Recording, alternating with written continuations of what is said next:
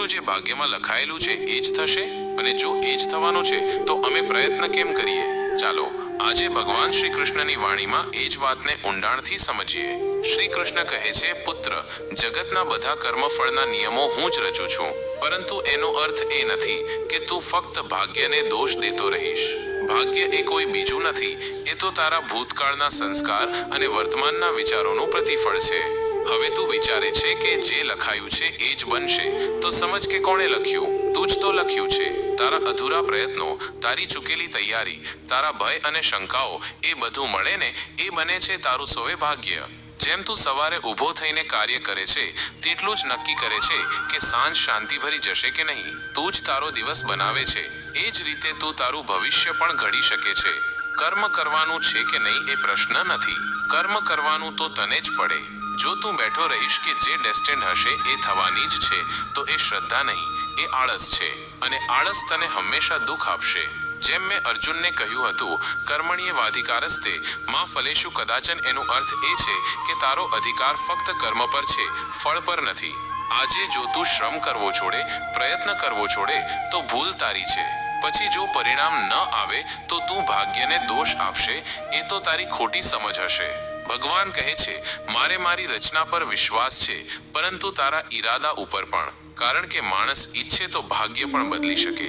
યદિ તે મનથી મજબૂત છે, ભય વગરના નિર્ધાર સાથે આગળ વધે છે, તો ખુદ કાળ પણ તેને દબાવી શકતો નથી. શું તને ખબર છે કે રણમાં હું અર્જુનને ભગવદ્ ગીતા કેમ સંભળાવી? કારણ કે તે પણ તારા જેવી વિચારમાં ફસાઈ ગયો હતો.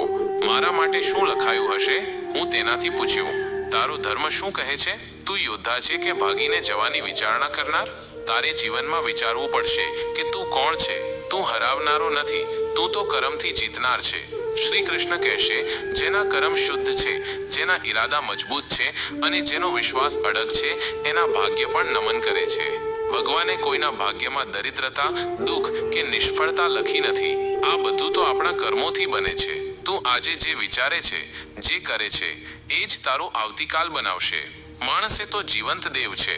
તે ઈચ્છે તો તારો માર્ગ બદલી શકે છે, પણ જો તે ફક્ત નસીબના રાહ જ જુએ તો જીવન તેને રદ કરી નાખે છે.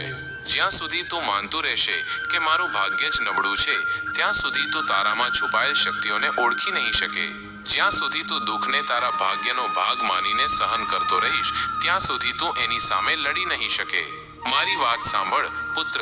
હરેક ક્ષણે તું તારો માર્ગ બદલી શકે છે. હવે પણ તું નિર્ણય લે કે નસીબ લખાશે હવે તારા હાથે. તારું નસીબ તારા વિચારોમાંથી ઊભું થાય છે. જો તું હંમેશા દુઃખ, ભય, હાર કે નિષ્ફળતાના વિચાર લાવતો રહેશે તો અંત પણ એ જ આવશે.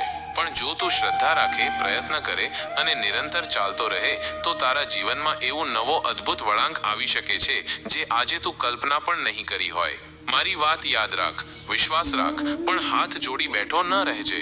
શ્રદ્ધા રાખ, પણ પગલે પગલું મૂકવાનું ચાલુ રાખ. મારે તને યોગદાન આપવું છે, પણ હું તને પરીક્ષાઓ પણ આપીશ. તારા ભાગ્યમાં લખ્યું છે કે તું મહાન બની શકે છે, પણ તું તારો માર્ગ છોડે તો પછી મારો પરમ આશીર્વાદ પણ તને પહોંચી નહીં શકે. ભગવાન કહે છે, જો તું જાણે કે કોઈ વિષમ પરિસ્થિતિ તારા ભાગ્યમાં છે, તો તેનું સમાધાન તારા પ્રયત્નમાં છે.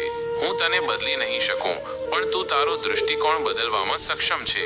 તારું જીવન એ પથ્થરમાં ખોદેલો લખાણ નથી, તે તો એ પાંદડું છે જેમાં તું તારા દૃઢ કલમથી નવો પાઠ લખી શકે છે. જેના વિચારો હંમેશા મારું તો લખાણ નસીબમાં ન હતું એ કહે છે માઇનસ, એ માણસ ક્યારેય નવી કહાણી લખી જ શકતો નથી. જેના સંકલ્પ જાગૃત હોય છે, જેમણે જીવનનો તાજ તોફાનમાં પહેરી લીધો હોય છે, જેમણે વિજ્ઞાનથી નહીં વિશ્વાસથી જીવનની જંગ જીતી હોય છે, એ લોકો કહે છે, હું મારું ભાગ્ય લખી શકું છું. ભગવાન તને કહે છે, તું જે વિચારે છે એ જ તું બને છે. તું જે સાહસ કરે છે એ જ તારું માર્ગ બને છે. હું તારો સાથ આપીશ, પણ પહેલા તું ચાલતો થા. જો તું થાકી ગયો હોય તો બસ થોડી ઘડી આરામ લે, પણ રાહત જોઈશ નહીં કે કોઈ તારી કિસ્મત બદલી દેશે. એ તારે કરવાનું છે. તું મારી ભક્તિ રાખ, પણ સાથે તારી શક્તિમાં પણ શ્રદ્ધા રાખ. હું તારા દિલમાં વસું છું, પણ તારા હાથમાંથી જ કામ કરાવું છું. તો હવે ઉઠ. જેમ અર્જુને તલવાર ઉપાડી હતી, એમ તું તારા જીવનની તલવાર ઉપાડ. તારા મનના શત્રુઓ સામે યુદ્ધ કર. ભય, આળસ, શંકા અને અવિશ્વાસ સામે તું લડ. ભાગ્ય એ કોઈ પરમ શક્તિ નથી, એ તો એક છાયાવાદ છે જે તારા મનમાં ઊભો થાય છે જ્યારે તું હાર માનવાની તૈયારી કરે છે. મારી છેલ્લી વાણી સાંભળ. મારો ભક્ત એ છે જે મારી શક્તિમાં નહીં, પોતાની શક્તિમાં મારી ઉપસ્થિતિ અનુભવે છે. તને માટે જે લખાયું છે એ તું હવે પણ બદલાવી શકે છે.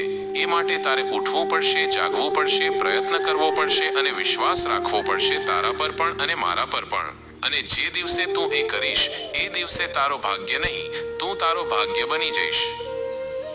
જ્યારે મનુષ્ય દુઃખમાં હોય છે ત્યારે એક જ પ્રશ્ન વારંવાર મનમાં ઉદ્ભવે છે, શું જે ભાગ્યમાં લખ્યું છે એ જ થશે? ભલે લોકો આશા રાખે કે કંઈક બદલાઈ જશે, પણ અંદરખાને ભીતર શંકા રહે છે કે ના, એ તો લખાયેલું છે, પૂર્વ નિર્ધારિત છે. ત્યારે ભગવાન શ્રી કૃષ્ણની વાણી મનુષ્યને તેજસ્વી પ્રકાશ આપે છે કે નહીં, તું ફક્ત ભાગ્યને દોષ આપી રહ્યો છે કે તું કોશિશ પણ કરતો નથી? ભગવાન કૃષ્ણ કહે છે, અરે મૂર્ખ માનવ, તું ભાગ્ય લખાઈ ગયો એવું માનીને હાથ પર હાથ ધરીને બેસી રહ્યો છે ને? તું એ ભૂલી ગયો કે જે કર્મ કરે છે એ જ આગળ જઈને કર્મફળ આપે છે. તું કઈ રીતે માન્યો કે કર્મ કર્યા વિના ફળ મળી જશે? તું તો બસ ઉપેક્ષા કરતો રહ્યો, પોતાનું એમ કહીને કે એ તો લખાયું છે. જ્યાં જ્યાં મહાભારતમાં પણ પાંડવોને અન્યાય સહવો પડ્યો, હાર સહવી પડી, અર્જુન શંકાઓમાં ગરક થયો, ત્યાં ભગવાન કૃષ્ણએ જ કહ્યું, અર્જુન, તું તારું ધર્મ કર, તું કર્મ કર, પરિણામ વિશે ચિંતા ન કર, કારણ કે જે કર્મ કરે છે એ ભાગ્ય બનાવે છે. જ્યારે વ્યક્તિ એવું માને છે કે મારું ભાગ્ય ખરાબ છે, ત્યારે તે પોતાનો પાવર બહારના તત્વોને આપીને નિષ્ક્રિય થઈ જાય છે. પણ શ્રી કૃષ્ણ કહે છે, ભાગ્ય તારે હાથમાં છે.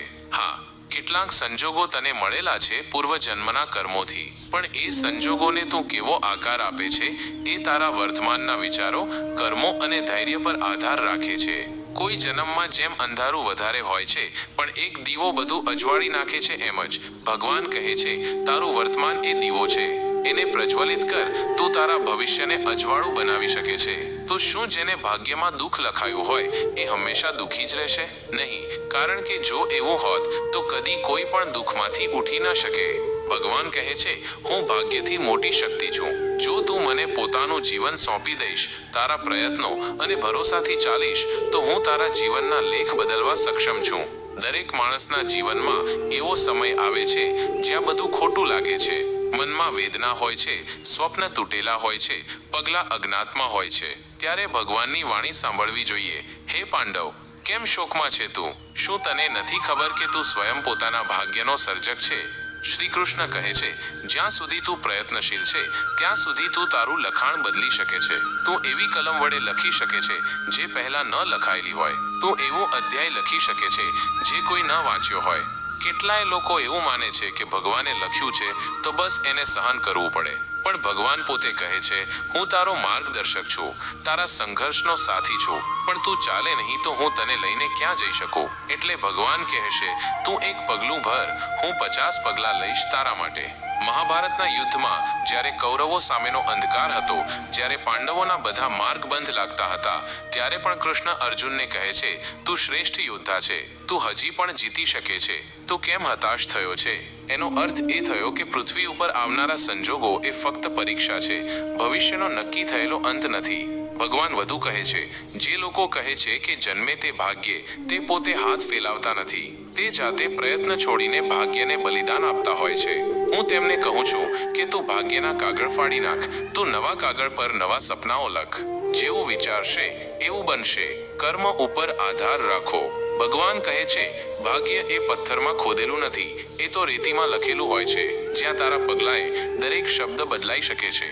જ્યારે માણસના જીવનમાં ઘોર સંકટ આવે ત્યારે લોકો કહે છે કે એના તો નસીબમાં દુઃખ લખેલું છે, પણ શું એમ કહેનારાઓએ જોઈ લીધું છે કે એ માણસે કયા સંજોગો સામે લડીને પોતાની સ્થિતિ બનાવી છે? ભાગ્ય એટલે કેટલાક પ્રકારની પરિસ્થિતિઓ, પણ એમાં શું કરવું એ તારા હાથમાં છે. શ્રી કૃષ્ણ કહે છે, તારું ભવિષ્ય તું લખે છે. તું દુઃખ સહન કરીને પણ એ દુઃખમાંથી સાદગી, ધૈર્ય અને આશા લઈને ઊભો રહીશ કે નહીં, એ તારું વાસ્તવિક ભાગ્ય છે. ભગવાનનો આ સંદેશ છે, તું છે તો માર્ગ છે, તું નથી તો બધું અંધારું છે, તું જ ઈચ્છા છે, તું જ શ્રદ્ધા છે, તું જ કર્મ છે, અને જ્યાં કર્મ છે ત્યાં હું છું, જ્યાં હું છું ત્યાં બધા આવશ્યક શક્ય છે. તેથી જ્યારે પણ મન કહે કદાચ ભાગ્યમાં ન લખાયું, ત્યારે મનમાં જવાબ આવવો જોઈએ, ભગવાને મને હાથ, પગ, બુદ્ધિ, હૃદય આપ્યું છે, એટલે ભગવાને મને ખુદનું ભાગ્ય લખવાનું સાધન આપ્યું છે. યાદ રાખો, ભગવાન શ્રી કૃષ્ણે ગીતામાં કહેલું કર્મણ્યેવાધિકારસ્તે માં ફલેષુ કદાચન, અર્થાત તારો અધિકાર છે માત્ર કર્મ પર, પરિણામ કે ફળ તારા હાથમાં નથી. પણ એમાં પણ ભગવાને એ નહીં કહ્યું કે તું રાહ જો, કહ્યું છે તું કર. આથી કોઈ તમારું ભાગ્ય લખતું નથી, એ તમારું મન, તમારું કર્મ અને તમારો વિશ્વાસ લખે છે. ભગવાન કહે છે, મને ભક્તિથી યાદ કર, શ્રદ્ધાથી પ્રયત્ન કર, ધૈર્યથી રાહ જો, અને હું એવા ફળ તને આપીશ કે તું કલ્પના પણ ન કરી હોય. તો આજે પોતાને પૂછો, શું હું માત્ર એના પર બેઠો છું કે લખાયું છે કે હું ભગવાનના વિશ્વાસ સાથે જીવનના પાને નવા શબ્દો લખી રહ્યો છું? શ્રી કૃષ્ણની વાણી આખરે એ કહે છે, ભાગ્ય એ પથ્થર નથી જે તને બાંધે છે, એ તો માટી છે. જેમ તું ઘડે છે એમ ઘડાઈ જાય છે. તું ઘડતાર છે, ભગવાન તારામાં છે. એથી વધુ કોઈ શક્તિ તારે માટે જરૂરી નથી. મર્યાદા પુરુષોત્તમ ભગવાન શ્રી કૃષ્ણની કૃપા અને શરણાગતિ સિવાય માનવી જિંદગીના અસલ અર્થ સુધી પહોંચી જ ન શકે. જીવનમાં ઘણીવાર એવું લાગે છે કે આપણે કેટલાય પ્રયત્નો કર્યા, તપસ્યા કરી, સાચા માર્ગે ચાલ્યા, છતાં પણ જે ભાગ્યમાં લખાયેલું નથી એવું મળે જ નહીં. અહીંયાથી જ એક મોટો પ્રશ્ન ઊભો થાય છે, શું જે ભાગ્યમાં લખાયું છે એ જ થશે? તો ભગવાન શ્રી કૃષ્ણનો જવાબ છે, નહીં. ફરજ, ભક્તિ અને શ્રદ્ધા ભાગ્યને બદલી શકે છે. શ્રી કૃષ્ણ કહે છે કે માનવી પોતાનું ભાગ્ય પોતે ઘડી શકે છે જો એ મનથી, કાર્યથી અને ચિંતનથી સાચા માર્ગે ચાલે. જીવનમાં કેટલાય વળાંકો આવે છે, પણ જે માણસ ધૈર્ય રાખે છે, ભગવાનમાં શ્રદ્ધા રાખે છે અને સતત પરિશ્રમ કરે છે, એ પોતાનું નસીબ ઊભું કરે છે. શું એ શક્ય છે? હા, અને એનો જીવંત પુરાવો છે અર્જુન.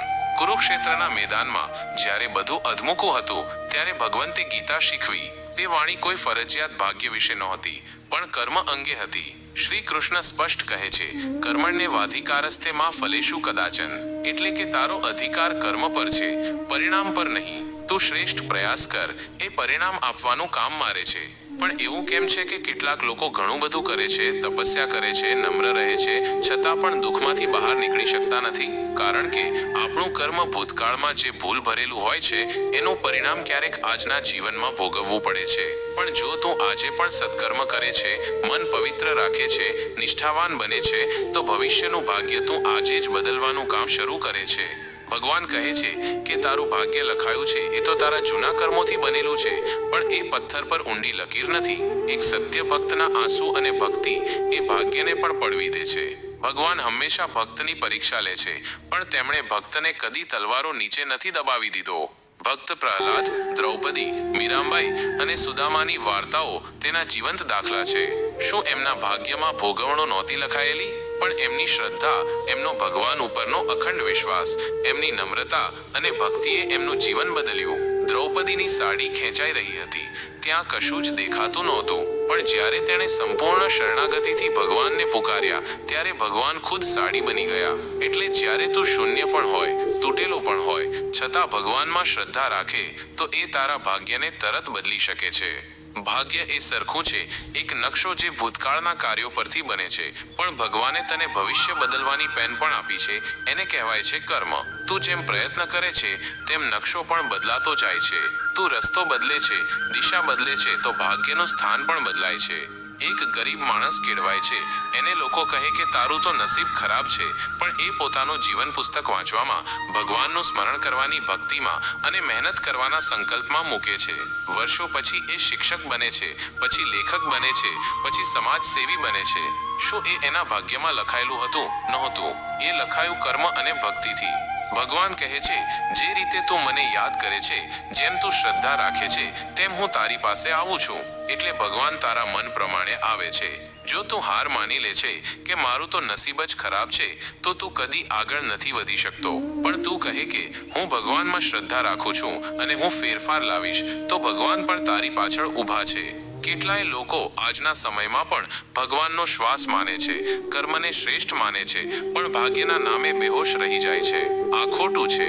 તું ચાલતો રહેજે. ભગવાન તને યોગ્ય સમયે યોગ્ય જગ્યાએ લઈ જશે. તારા માર્ગમાં અવરોધ હશે, પણ એ તને શીખવે છે કે શુદ્ધ થા, મજબૂત બન. જેમ સોનું અગ્નિમાં તપાવાય છે, તેમજ માણસ પરિસ્થિતિઓમાં ઘડાય છે. ભગવાન કૃષ્ણ કહે છે કે મારી ભક્તિ કર, મારે શરણાગત થા. તું નિડર બની જા, તો તારું નસીબ પણ તને રોકી નહીં શકે. જો કર્મ યોગ્ય હોય, વિચાર શુદ્ધ હોય, ભાવના ભક્તિમય હોય, તો ભગવાન ખુદ તારી પાંખ બની જાય છે. જ્યારે તું હાર માની લે છે ત્યારે તું ભાગ્યને જીતાડી દે છે, પણ જ્યારે તું ભગવાનમાં વિશ્વાસ રાખીને આગળ વધે છે ત્યારે ભગવાન તને જીતાડે છે. ભગવાન એ તારું નસીબ બદલી શકે છે, પણ તારે ભક્તિથી, કર્મથી અને વિશ્વાસથી તારા હાથ આગળ લંબાવવાના રહે છે. પછી એ જ લખાણ તારા માટે નવા માર્ગો ખોલે છે. તેથી જો કોઈ કહેશે કે જોજે ભાઈ, જે લખાયું છે એ જ થશે, તો તું કહ્યું કરજે, હું ભગવાન પર વિશ્વાસ રાખું છું, એમની ભક્તિ અને મહેનતથી હું લખાણ બદલીશ. કારણ કે ભગવાન તારા ભીતરના વિશ્વાસને જુએ છે, તારા હૃદયની ચાહને જુએ છે, તારા શ્રદ્ધાના દીપને જુએ છે. શ્રી કૃષ્ણના વચન છે, હું ક્યારેય મારા ભક્તને છોડતો નથી. ભક્તના ઘરમાં લૂણ લેવા પણ હું આવી જાઉં. તો એવા ભગવાન આગળ તું કેમ ડરે છે? તું જેમ સતત સાધના કરે છે, કર્મ કરે છે, શાંતિ રાખે છે, એમ તું તારા હાથથી તારા નસીબનું ભવિષ્ય રચી શકે છે. તેથી સાંભળજે મારા પ્રિય ભક્ત, ભાગ્ય એ પુરાણા પગલાં છે, કર્મ એ તારી આજની ચાલ છે, અને ભગવાન એ તારી સાથે ચાલતો પ્રકાશ છે. તું યોગ્ય માર્ગે ચાલતો રહે. ભગવાન તારા તમામ લખાણને આશીર્વાદ ભર્યા નવા પાને ફેરવી દેશે. હરિ ઓમ તત્સત. શ્રી કૃષ્ણ અર્પણમસ્તુ. જો તમને અમારો આ વિડીયો ગમ્યો હોય તો લાઈક અને સબસ્ક્રાઇબ કરો, અને કોમેન્ટમાં જય શ્રી કૃષ્ણ લખવાનું ભૂલશો નહીં.